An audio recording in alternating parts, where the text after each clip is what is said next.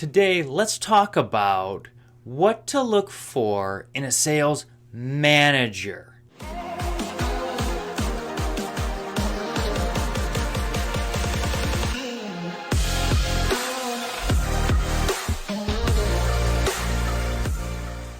Yeah, that's right. What do we look for when we're going to get hired by a sales manager? Obviously, the sales manager is looking to fill a role in that we're going to be good for the sales team, increase revenues, make everything go up, everything's going to be great.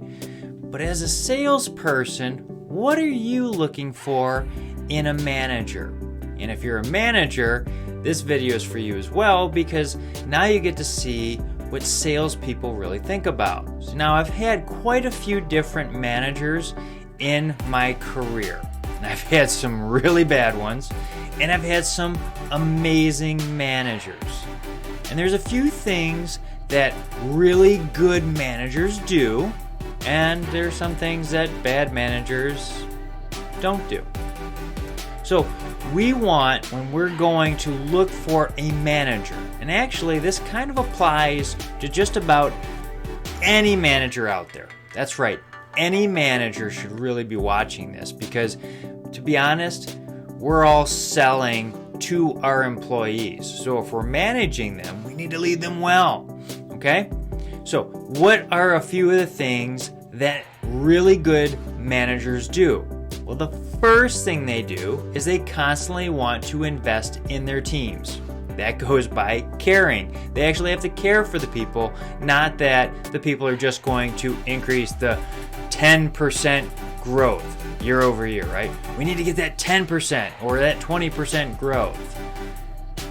You know, so many goals have been set up to just hit those kind of marks, but that's not the end-all, be-all kind of goal. We want sales managers that care about the team and are ones of constant growth. So they're learning and they're constantly investing into the teams. And that's why I always say at least once a year, that's one time a year, get the sales team together so they can go through a training together. Why? Well, here's the reason why. We want them to actually work together. So they're going to go through this training, and usually you got to bring in an outside source so they give different perspectives. But as the sales team goes through this training, you know what's going to happen?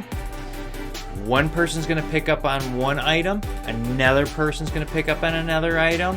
And when we start talking and going through these, we're going to get difference of perspectives. Now, when we're going through this training, we want to set some ground rules, and that is that everybody is to think of the positives of the training, right? I know everybody's busy, everybody's got all these emails, but they need to be focused. That means laptops and phones turned into airplane mode while they're going through those trainings so that they are intentionally leaning in and learning. We need to be doing that. And as a manager, you better be setting the tone by doing that as well.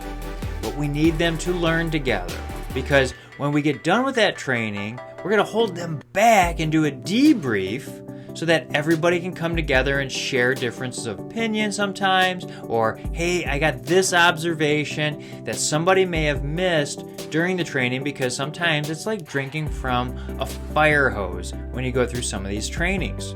And that's great that we get all these different people that can pick up on different parts.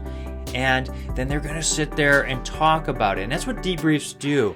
I mean, in pro football leagues and baseball leagues, Navy SEALs, top performers all go back through and review what they learned, how they performed, how are they going to be able to do better next time.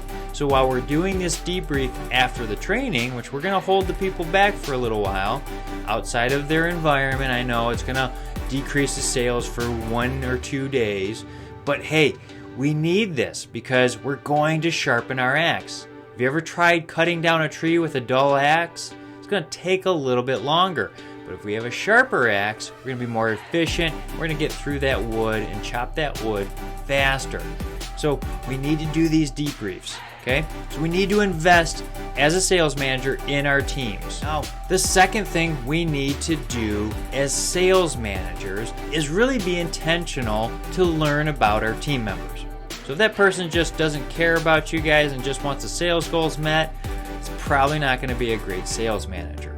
Those that are intentionally learning about their employees so they can build rapport just like you would with a customer, those people are going to excel and gain engagement from their teams, and they're actually going to get more profits and more execution from those teams because those teams are going to be more engaged.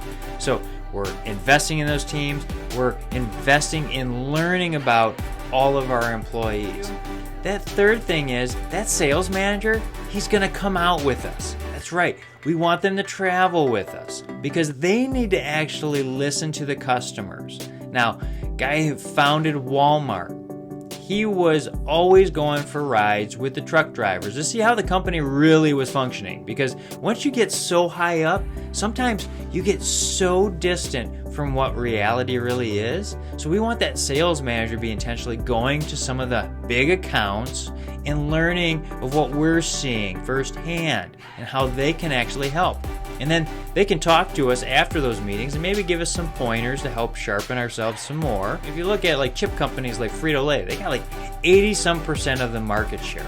To gain their market share by another 20% is kind of hard because not one company can have 100% of the business. It just doesn't work that way.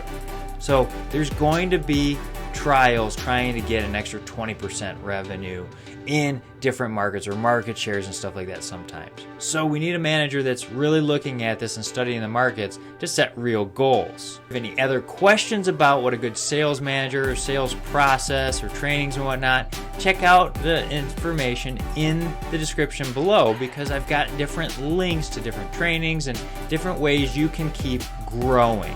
All right? If you have any other questions, feel free to reach out. My contact information is below. I'd be glad to sit down with you guys and help you. We'll see you next time.